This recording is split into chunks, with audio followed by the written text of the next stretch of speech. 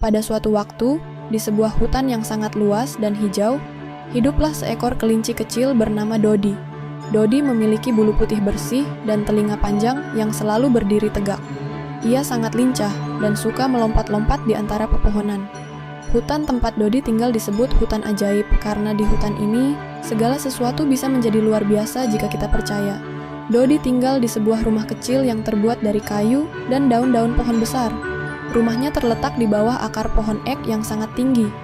Pohon ini adalah tempat yang sangat istimewa.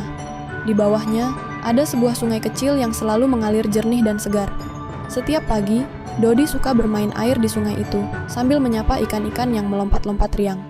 Suatu pagi yang cerah, Dodi merasa sangat bersemangat. Ia berencana untuk bertemu dengan teman-temannya di hutan, untuk sebuah petualangan seru. Teman-temannya adalah Tino si kura-kura, Lulu si tupai, dan Miko si burung hantu. Mereka sudah lama merencanakan untuk menjelajahi hutan bagian yang belum pernah mereka kunjungi. Dodi melompat-lompat dengan gembira menuju rumah Tino. Tino adalah kura-kura yang sangat sabar dan bijaksana. Meskipun ia berjalan sangat lambat, Tino selalu tahu banyak hal tentang hutan, karena ia sudah tinggal di sana selama bertahun-tahun. "Tino, ayo kita mulai petualangan kita," seru Dodi dengan semangat.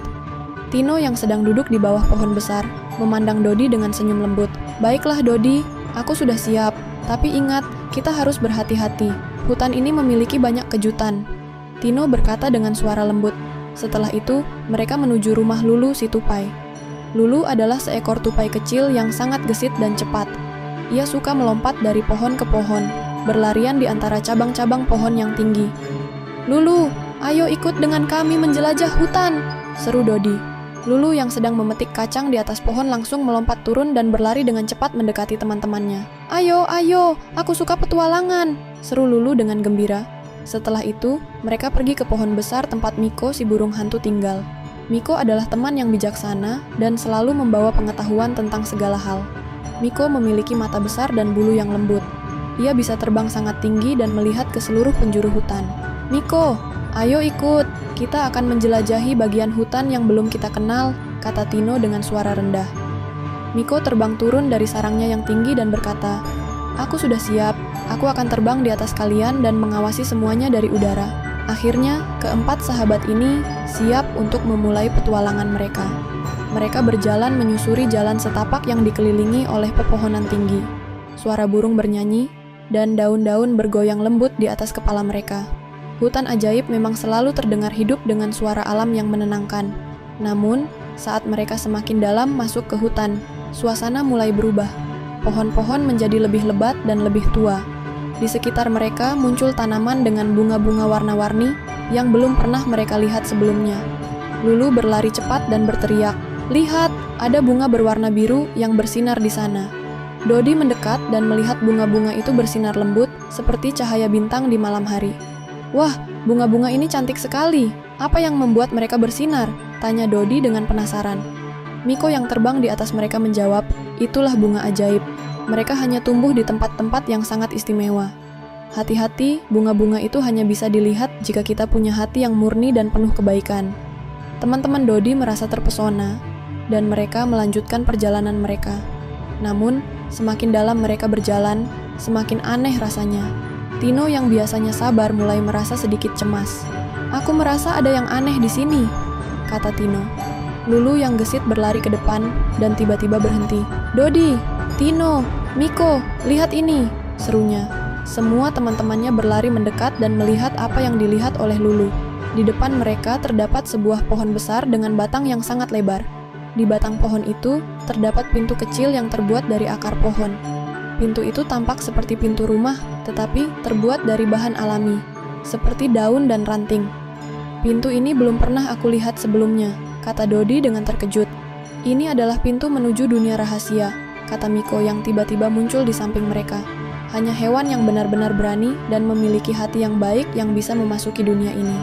Dodi, Tino, Lulu, dan Miko memutuskan untuk mencoba membuka pintu itu. Dengan hati-hati mereka menarik pintu itu dan tiba-tiba mereka masuk ke dalam sebuah ruangan yang sangat berbeda. Mereka berada di sebuah taman ajaib, penuh dengan bunga yang bisa bernyanyi, pohon yang bisa berbicara, dan batu-batu yang berkilauan seperti berlian. Di tengah taman, ada sebuah pohon besar yang sangat tinggi. dengan daun-daun emas yang berkilau di bawah sinar matahari. "Selamat datang di dunia rahasia," suara lembut terdengar. Tiba-tiba, dari balik pohon besar, muncul seekor singa dengan bulu berwarna emas yang indah.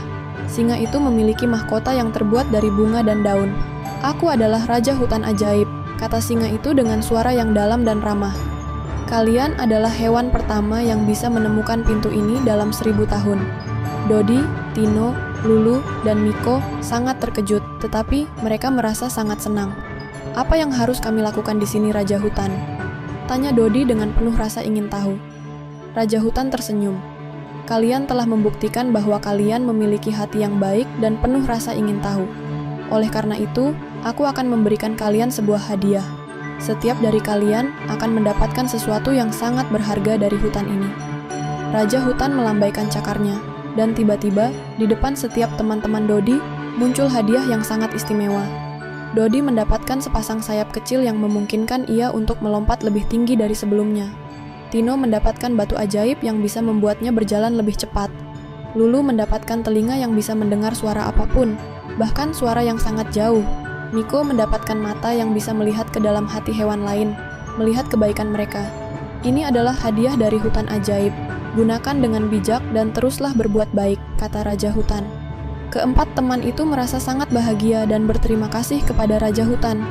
Mereka keluar dari dunia rahasia dengan hati yang penuh dengan kebahagiaan dan berjanji untuk selalu menjaga keindahan dan kebaikan di hutan ajaib.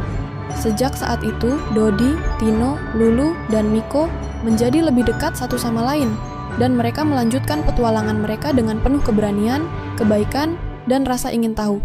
Hutan ajaib tetap menjadi tempat yang penuh misteri dan keajaiban, dan setiap kali mereka kembali, mereka selalu menemukan hal-hal baru yang luar biasa. Dan begitulah petualangan Dodi si kelinci dan teman-temannya di hutan ajaib, yang selalu penuh dengan kejutan dan keajaiban.